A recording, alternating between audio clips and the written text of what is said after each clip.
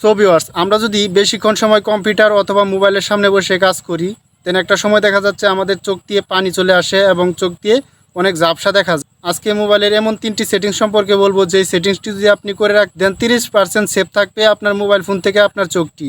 তো ভিউয়ার্স, যদি mobile phone থেকে আপনার চোখটিকে সুরক্ষিত রাখতে চান, তাহলে সবার প্রথমে আপনাকে 3টি সেটিংস করতে হবে আপনার স্মার্টফোনে।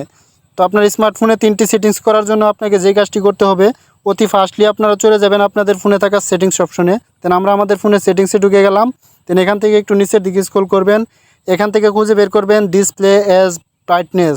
তো শুধু ডিসপ্লে লেখা থাকলেও চলবে, দেন ব্রাইটনেস না থাকলেও চলবে। দেন আমার ফোনে জায়গা কম, যার কারণে ডিসপ্লে অ্যাজ ব্রাইটনেস দুটোটা একসাথে একই অপশনের ভিতরে ঢুকিয়ে দেওয়া হয়েছে। দেন আমরা ডিসপ্লে অ্যান্ড ব্রাইটনেসের উপরে একটি ক্লিক করে দিব।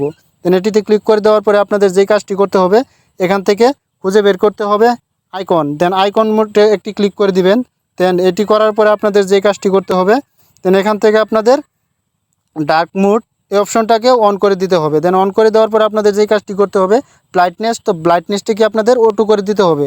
দেন আমাদের ব্রাইটনেসটিকে যখনই O2 করে দিব, তারপরে এখান থেকে কালার, তো কালার আপনাদের ডিফল্ট থাকবে। দেন এখান থেকে কাস্টমাইজ করতে পারবেন।